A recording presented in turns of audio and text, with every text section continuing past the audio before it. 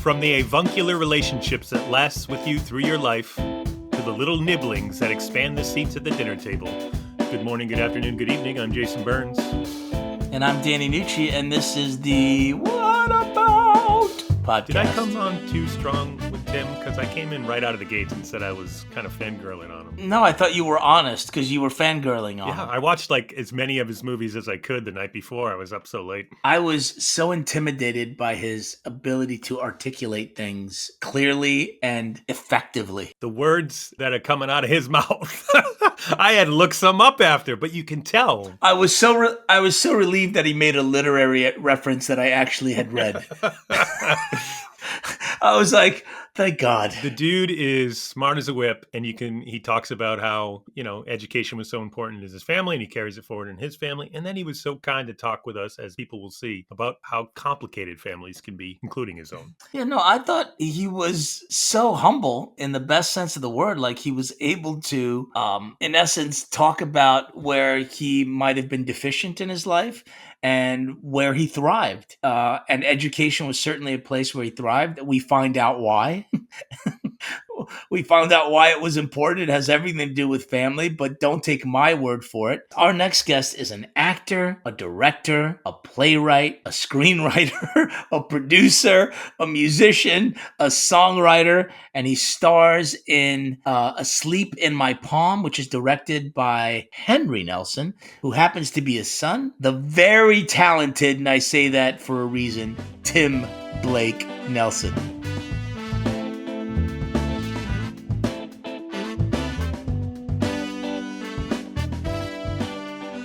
I have to say, Tim, to get started, I'm probably going to fangirl on you because you're one of my favorite actors. Oh, that's kind of you. Thank you. I watched Asleep in My Palm, and I went back and watched Oh Brother, Where Art Thou? So I have to start there because it's one of my favorite movies of all time, but it's also, I can't believe the success of the soundtrack at the time and just how it blew up. And I was amazed to learn at the time, and still am amazed that you actually sang on it as well. Yeah, in fact, strangely, it's one of those odd phenomena that I earned multiples of what I made to act in that movie because of the soundtrack. Really? Yeah, back when being on a record really meant something in terms of remuneration. Because nobody saw that coming in terms of it being the hit that it was, the soundtrack. No, particularly not Joel and Ethan. So yeah, they didn't imagine it would blow up the way it did, and that's how they met T-Bone. T-Bone Burnett, for those that don't remember. Yeah. And that obviously has been an incredibly fruitful relationship for them. They've worked on several projects together, including Buster Scruggs and, of course, Llewyn Davis. Well, I do have to ask one more question about that film before we get into the new film, which is it true, the internet loves to say things, but I'm not sure if it is or isn't true, that the end of the movie, the cabin in that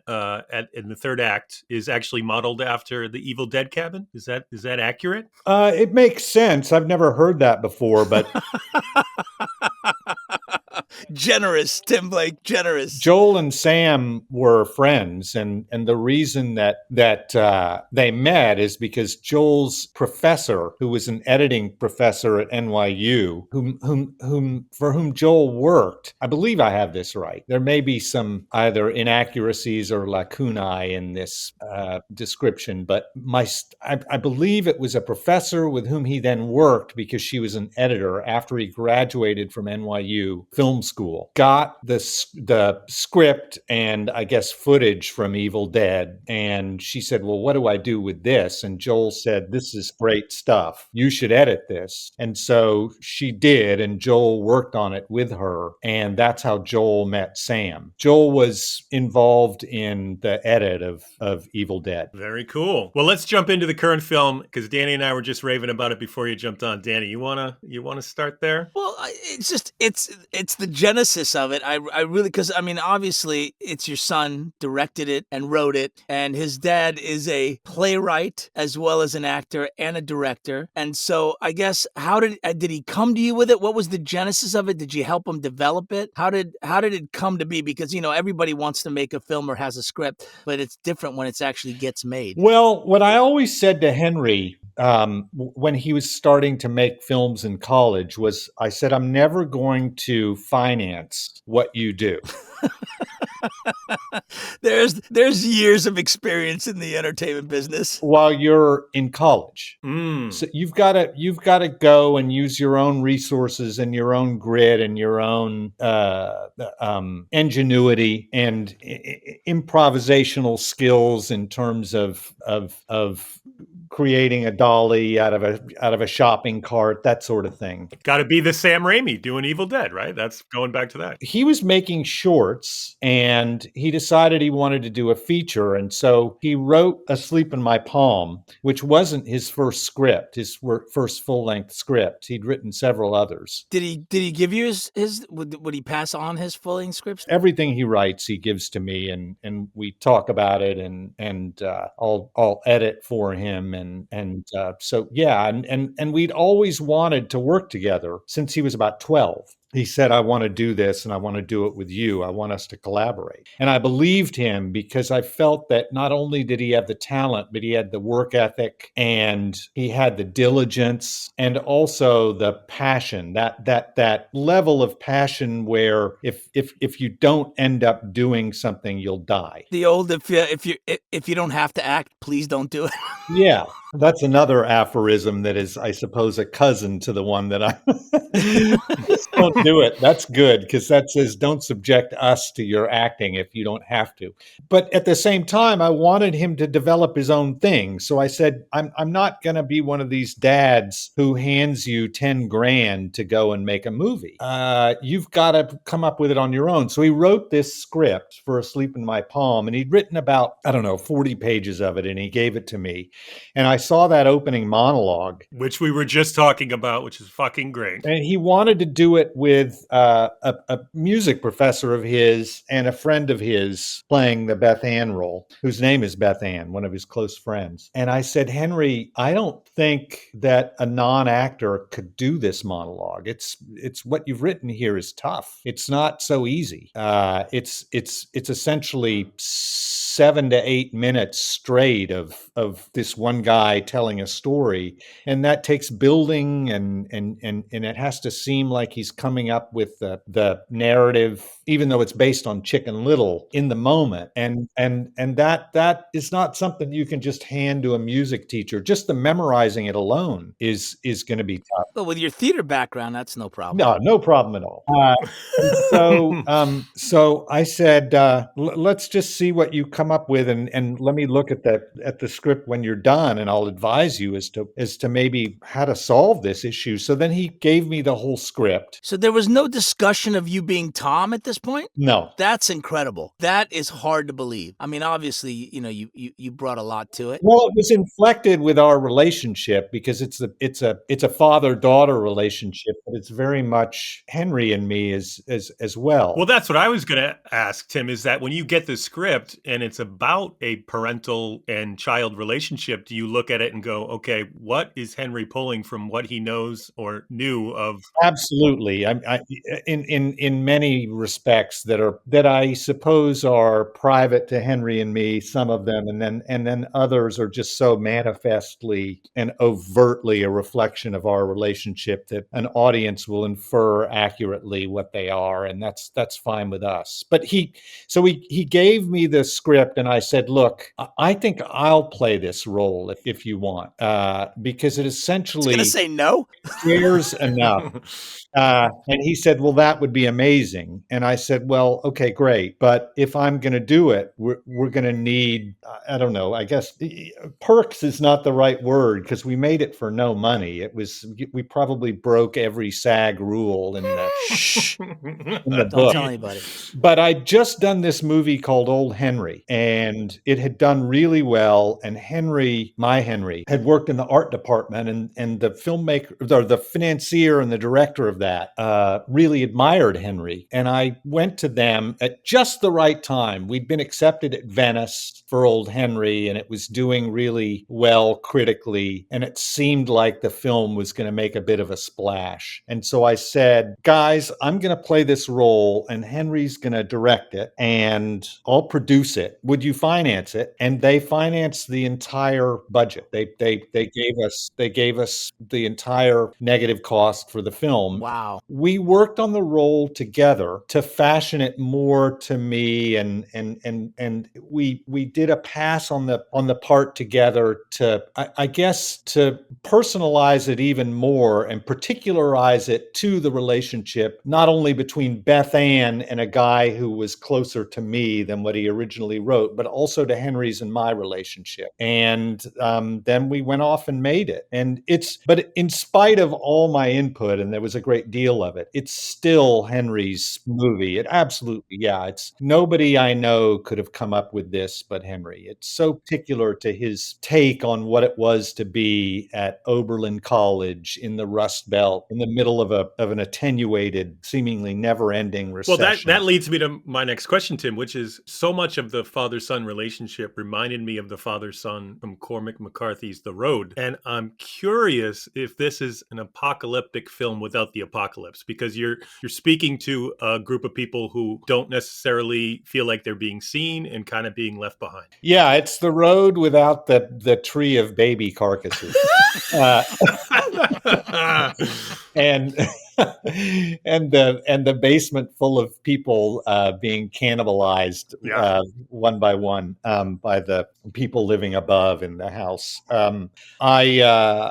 Henry's a big fan of Cormac McCarthy. He's obsessed with Blood Meridian, as we all are. That novel, The Road, holds a special significance in our house. In particular, and this is going to sound terrifically odd, but the relationship between the father and son in that novel really reminds me and my middle son of my relationship with my middle son. Okay. Which Henry is privy to. Yes, to which Henry is privy. And so that writer haunts our house, and I can really say haunts since he's deceased now. The worldview of Blood Meridian made a lot of sense to Henry. Do you know Blood Meridian, Jason? I do. I love Cormac McCarthy. Oh, man. If it's just... I never knew plants could be described for 19 pages. That was unbelievable. It's brutal. This actually reminded me a little bit, I've been watching a lot of foreign films. It just reminded me of a Korean film where so much of the themes have to do with, overcoming a sense of poverty or not being part of the system that allows people to live, with the basics. Was this a particular subject that Henry was interested in, or was it just the platform upon which this story could be told? Well, I think it's interesting. Korean films are more concerned with hierarchies and a class system that is impenetrable. And so in Korean movies, you often have protagonists trying to overcome an entrenched system. And I think in American films of this nature, it's more about the amorphousness, because it's not an entrenched system in the same way that the hierarchical system in Korean movies is, the amorphous system of capitalism that still is permeable across class lines. Because if in capitalism, if you can do something, if you can exploit others, if you can create some sort of a product, or you have a skill that can be monetized, then those barriers are permeable. Whereas in Asian films, and also a lot of British films, they're impermeable, and that's what's being fought against. I think what Henry saw, what surrounded him at Oberlin with the townies, for lack of a better way of putting it, as juxtaposed to these privileged kids being supplied an education, was a system that was just going to advantage certain people in ways that other people were never going to be advantaged. Because if you get an education in this country, you have a leg up and you are privileged. I think that was made very clear. And none of what you're talking about I thought was overt at all. It really came from the telling of the story, which I thought was terrific. Tom Waits talks about an artist needing to be to have antennae, and how when he's writing his songs and his music, he's just got his antennae up in the air, and anything that comes in, he's going to do his best to exploit and use. And I remember Henry talking to me. Hold on a second. I'm going to step outside. So you're going to hear some good bird song. Where are you, by the way? What part of the world are you in? I'm in Santa Barbara visiting my The wife. third person in a row in Santa Barbara that we've talked to, Danny. That's amazing. Oh, Yeah. really?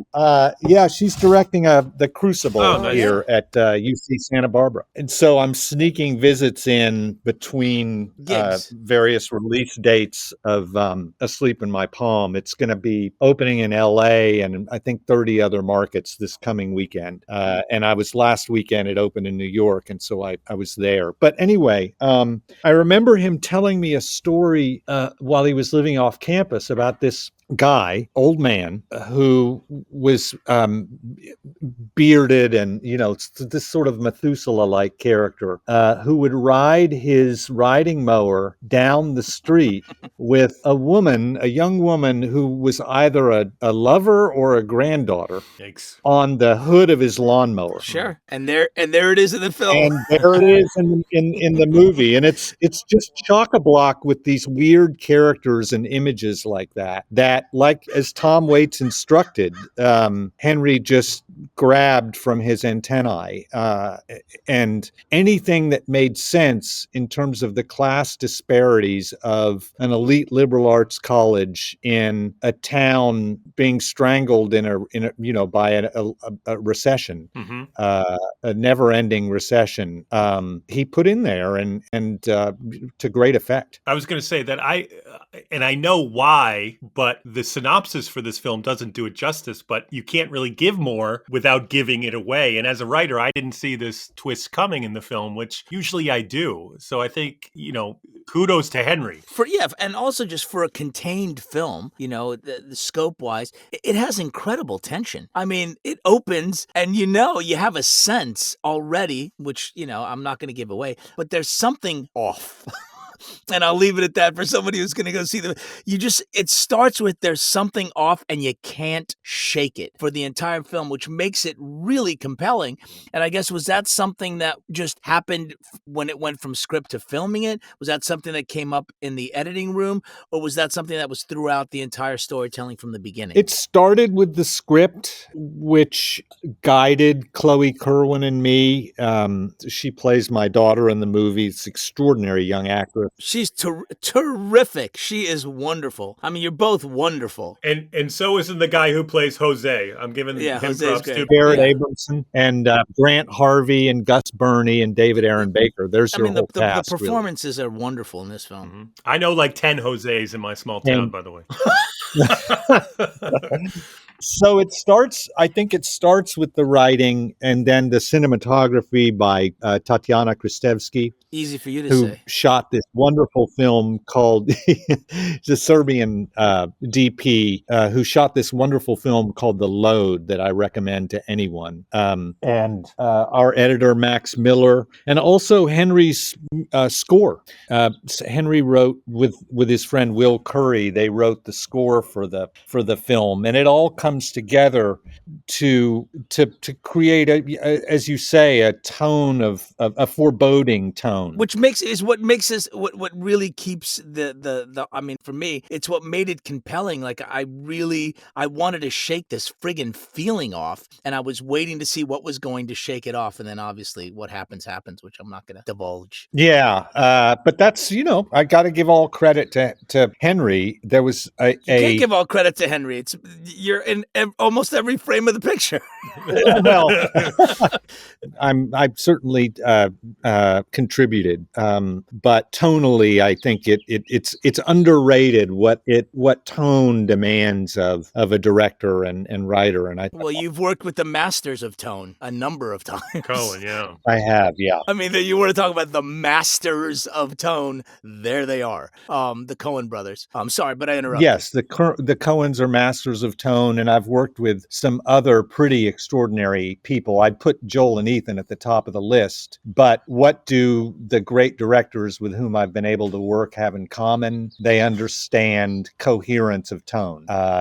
Guillermo del Toro, Terrence Malick, Steven Spielberg, and then some of the lesser known ones from Miguel Arteta, sure, who did a movie called The Good Girl, Finn Taylor, wonderful indie director, Alexander Morse. I did this movie called Blue Caprice that influenced Henry greatly. That's also worth seeing. And funnily enough, Henry is in that movie as a mandolin player when he was about 12 years old. I mean, do all your children have multiple disciplines? I mean, obviously Henry's a musician, a director, a writer. I mean, just like Dad. They, in a sense, they do. They're all musicians. Our youngest son Eli is a drummer. You got to have one. And a piano player. Yeah. Our middle son plays jazz piano, and he's also a writer. Writes fiction. Is studying fiction at Sarah Lawrence. The youngest one, in addition to being a rock drummer, is studying international relations. So I guess he's multifaceted. And then Henry is this creative Vesuvius, is what I like to say. But yeah, my wife and I it's a very creativity is prized in our home. My wife is a professor and an actress herself, and a director. That's right. And our home is, in the middle of our home is this big piano, and all the boys play it. And so we've encouraged creativity and a multi-hyphenate opportunities for each of our lads. We have 3 boys.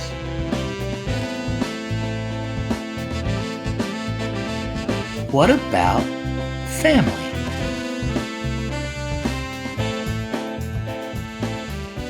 Well, this is a good transition into our special topic, Tim, which is family. I want to start with, you were born and raised in Tulsa. How did the where of your childhood impact the dynamics of your upbringing in your family? Yeah, with all the other Tulsa Jews. That's a great question. I couldn't feel luckier than to have been raised in Tulsa the way I was raised. There were aspects of it that were unfortunate, of an acrimonious divorce, that kind of, but a lot of people have dealt with that. But shunting that aside, which was, again, profound, I had a really great upbringing and it really did actually start with being raised Jewish in Tulsa, where you'll be surprised to hear, encountered next to no anti-Semitism. People were generally more fascinated than put off by... You were a unicorn. Yeah. By what it was to be a Jew, and I had a very well-attended bar mitzvah.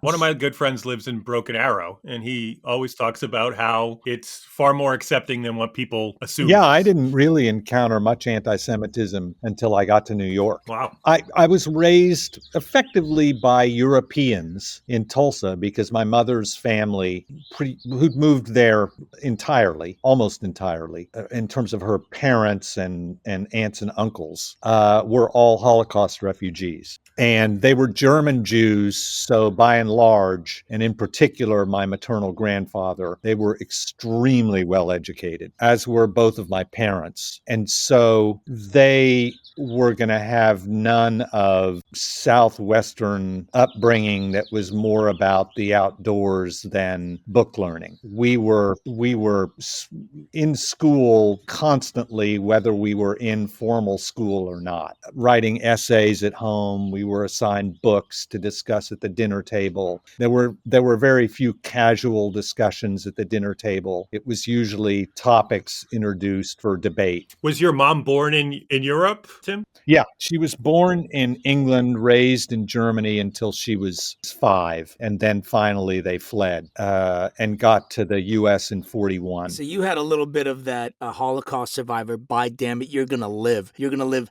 as fully and as incredibly as is possible. Yes, my mother's thesis was basically, you have a life, now go earn it. Yeah, exactly. Yeah. Which is... Yeah, definitely a double-edged sword. Well, because, there's a certain amount of pressure that you feel like, and dare I say it, guilt? Huge amount of pressure. Also known as guilt. No, I'm just kidding. Go ahead. Sorry. Sorry. More responsibility. There was plenty of guilt deployed as a parenting tool in our house, and our mother wielded that well, but I'll credit her more with instilling a sense of responsibility. At what point did you understand, whether that was through your mother or just sort of self-understanding, the importance of family, Tim? It was through my mother, we had family dinner every night. We took family vacations twice a year. They were compulsory. There was no, well, I'm old enough, I'm going to stay home. And then those continued through us having children and my mother hosting Thanksgiving every year, but also a 3-generation family vacation that was compulsory every year. And if she encouraged anything as we became adults, it was that my siblings and me remain close, and we are close, and then we're passing that on to our children. And I now, you can't make brothers and sisters get along. That's just silly. I literally just got an email yesterday, Tim, from my mother, that basically, my Jewish mother, who basically said, I don't know how long I'm going to be around. Can you please get along with your sister? Yesterday. So it's funny you bring it, like literally yesterday, just, it had that, I don't know how long I'm going to be around. You've got everything there. Importance of family, and then guilt as a weapon. Weaponizing is guilt. Yeah, sure. And so my wife and I, we've been married 30 years. We will have been married for 30 years in June. Congratulations, which I think is 60 years in Hollywood time. 90. You just double it. You just double it. Speaking of 60, you also have a birthday coming up. Yes, and I will be 60 in May. So we had compulsory family dinner every night with the boys growing up when they were from when they could speak. And the boys are very close, at least so far. And we prized education in our house. I always said to the boys, if you do well in school, it's sunshine. If you don't, it's storms. That's it. You don't have to think about anything else. That's it. And I also, this was probably a mistake, even went so far as to say, if you do well in school, I don't really care what else you do. And I think that was probably a mistake, although it was not abused. I get the sense that your house was the house where their friends like to hang out as well. Not because of that, but because of the creativity, the family vibes. We had guests at dinner, I'd say 2 to 3 nights a week. The boys always had friends over, and we loved that. And it's a very welcoming home, and certainly a hub, and lots of band practices. Lots of band practices. There's that baby grand piano in our living room, and they would. So that's where band practice happened. It wasn't a garage; it happened right in the goddamn living room. In the you were going to endure it as long as it happened. In a New York City apartment. Oh my goodness! Which was just brutal when I was trying to write, particularly with the third one, Eli, our youngest, who's a drummer. The drummer, yeah. And he would just go in there, and he would have band practice, and then he would wail on his drums during the band practice, and they would crank up the electric guitar, and the keyboard player would just bang on the ivories, and they were ivories because it was an old Steinway. Mm-hmm. We got a used old Steinway, so actually was ivory. So you had a great relationship with your neighbors. Well, and then this one was really clever, Eli. He would just conveniently leave the drums in the living room for usually 2 weeks after band practice, and he would so he could go in there and wail on the drums in the living room with space around him rather than in his cramped bedroom. And finally, I would just have to say, you've got to fucking get the drums out of the living room. You are driving me crazy. Well, Tim, going back to, you mentioned your mom's family having to flee Europe and come to the States, and we touched on it a little bit. I'm just curious how that impacted their relationship with your mother, and then ultimately how she raised you, especially having to understand sort of a new culture coming to the Midwest. Well, my mom was a philosophy major at Bryn Mawr College, and she graduated magna cum laude. So she was really serious about books and writing and words. Which really starts to make sense in terms of, your path. It did. And I think we all try to please our parents, and I was the youngest. And so there's probably some unhealthy ambition in that regard. Was there pressure to get into Ivy League? We were basically told if you don't go to one of, I'd say there were about 25 possible schools, then we're going to consider you. This is harsh and horrible, but it's you're a failure if you don't end up at one of these schools. Well, I like that it's softening. It softened once it got to you. You took the edge right off of it once it got to your children. That's a lot of pressure, though. It was a lot of pressure, and effectively, I was a poor student until I was in the 8th grade, and they made life. My parents made life so miserable. I'm not laughing. I just can imagine it like an 8-year-old. If you weren't doing well in school, they made life so miserable that you basically had to conform. There was no choice. You had to get with the program. So you had those moments bringing a test home and said, maybe I'd keep this under my bed for a while. The dread when report cards would come in is as I'm thinking about it right now, it's just indescribable. It was horrible. And I am going to go ahead and say I'm grateful because I'm not a particularly good looking guy, and I have chosen a career that's extremely difficult, and an enormous amount of the success I've had is due to education, because it certainly wasn't natural talent. I've developed that talent. I was in school until I was 26 because I went to a 4-year actor training program after college. And where was this, after Brown? Yeah. And without that education and without that training, which I really do owe to my parents prioritizing education and learning an intellectual education and an intellectual life, a vital intellectual life, I wouldn't be able to do what I've been able to do. I really do owe that to them. I may debate you on natural talent, though, Tim. Yeah. Just letting you know. You have to have some of that to do what you do. I appreciate that your versatility and ability to imbue different roles has a lot to do with your training. I'll give you that. But the aliveness that you bring to roles, there's talent there, bud. Sorry. Well, so here's how I would answer that. I've been doing this a long time, and I came up through off-Broadway theater in New York, where some of the most talented actors in the country, most of whom you've never heard of, do their work. I've been around an enormous amount of talent. There is more talent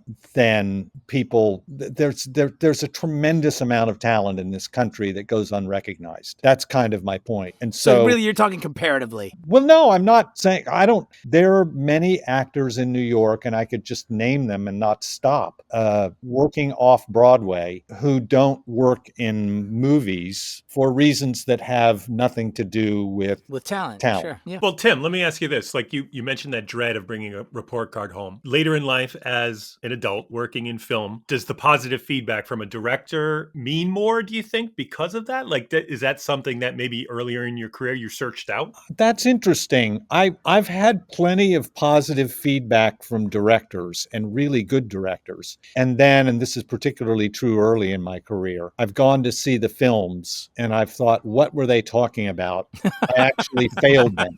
They don't know, Tim. They don't know. There's one TV show I did and it's a really good TV show, great TV show. And I was so lucky to be a part of it. And I got nothing but praise while I was on that set. And then I saw it and I couldn't watch myself. So it's not so much that. I think that one of the aspects that I love about family dinner, particularly when you have more than one kid, and we had 3, is that in debate with more than one interlocutor, you need to think 3-dimensionally and take arguments from many sides. And that demands an agility. It's like whatever on Star Trek, the 3-dimensional chess. And it demands an agility and an ability in terms of juggling many ideas at once and refracting ideas and seeing them from another point of view so that you can argue proleptically and get out ahead of what other people are going to say and anticipate objections, all that stuff that just gives you a stronger brain. And bond. It bonds you together as a family when you're able to have those discussions. Well, yeah, but I was going to say it also creates little resentments.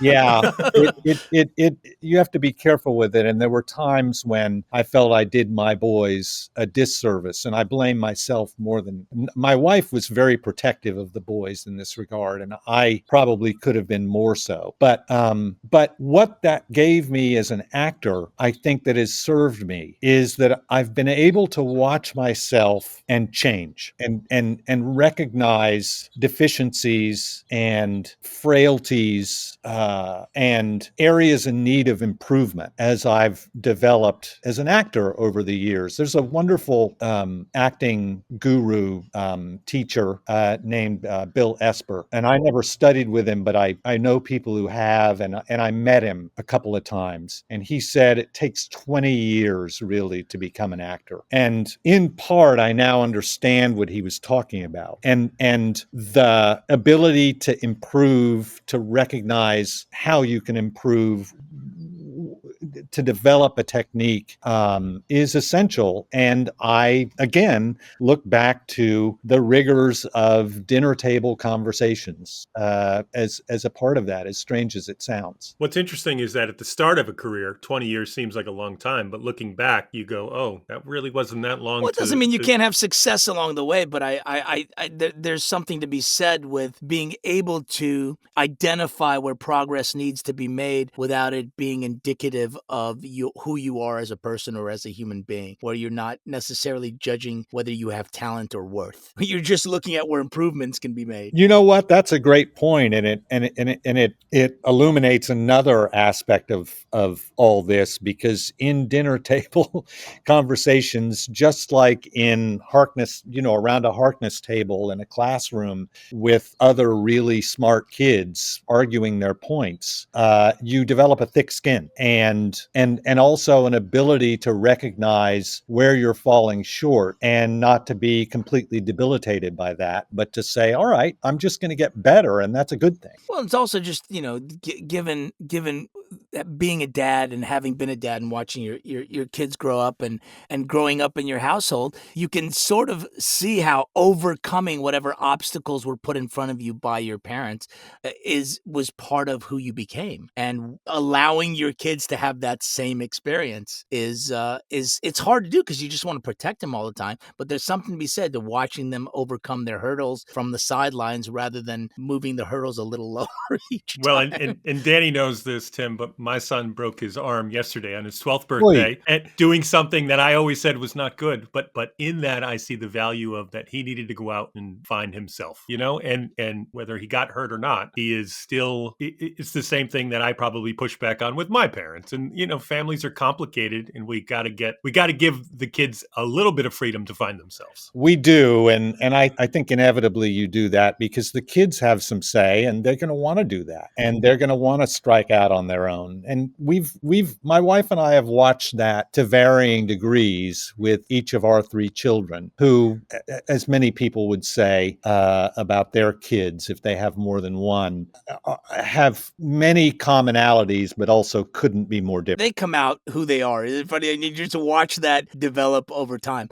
Before we let you go, which, by the way, you've been very generous with your time and your answers. Thank you. I have a listener question, which is very, very general, but I'm fascinated to hear the answer, because for me, it's always not what people think. Dante Z asks, what project are you most proud of in your career, and por qué?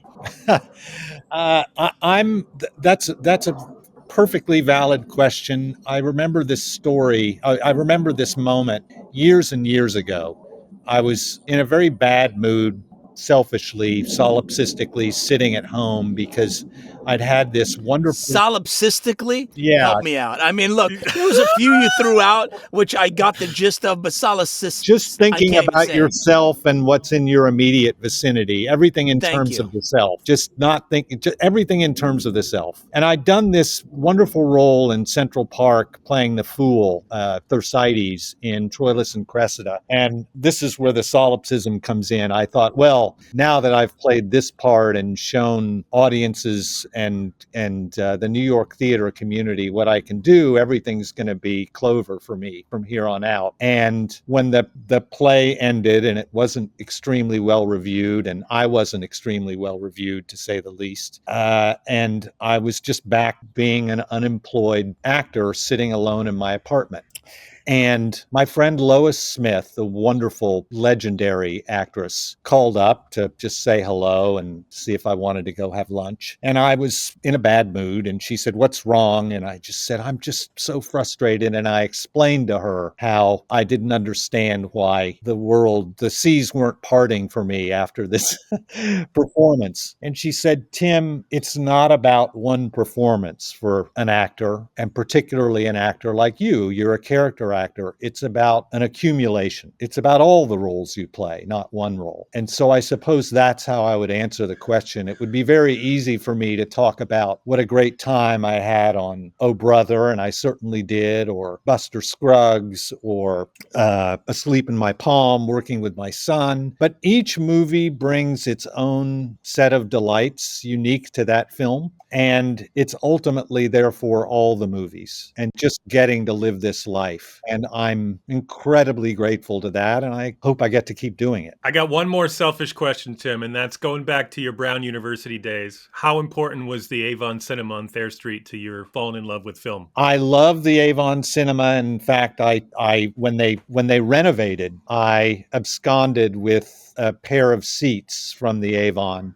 Really? Which accompanied me through several apartments. Yes. Wow, that's amazing. Fantastic. Tim Blake Nelson, thank you so much for giving us your time and letting us pick your brain. This was wonderful. It was my pleasure, and good luck with your upcoming 50th podcast. Thank you. Thank you. And congratulations to your son. Please tell him we love the film, and he did a wonderful job.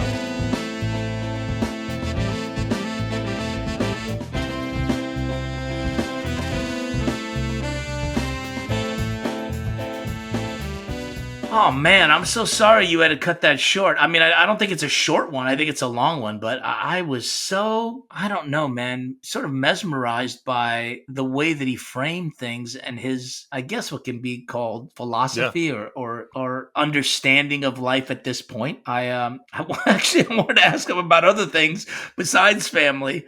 Certainly creativity and discipline I wanted to ask him about, and also perseverance, even though we did that one, because, you know, he's been doing this for a long time. Yeah, we talk about how important the dinner table is in his family with his parents and now in his family with his kids. And man, there must be some hella conversations around that dinner table. Can you imagine the cogent points that each one makes? Mm-hmm. And I can see that. I wonder if they all have sort of Tim's personality, where they really are thoughtful and take their time before answering something and considering how to frame it. Mm-hmm. That's not something I ever do. Me? Are you kidding me? No. All I do is riff, whether it makes any sense or not. Well, here's a fun story. So we had to cut that one short because I had to get to a doctor's appointment. Tim was having an issue getting in because our platform was not being cooperative with him. So we were running a bit behind, and then I had to leave, but I never made it. I had to reschedule. And of course, it's a month out now because they didn't have another time. Yeah, never made it. They're like, shut me down. Well, you know what? That guest was worth it. 100%. I would do it all again. I know. I wish I would have known. We could have talked to him longer. Mm-hmm. So thank you to Tim Blake Nelson, and thank you all for listening. Music by Denny Nucci. Produced and edited by the same two people you heard hosting this show because they have no friends.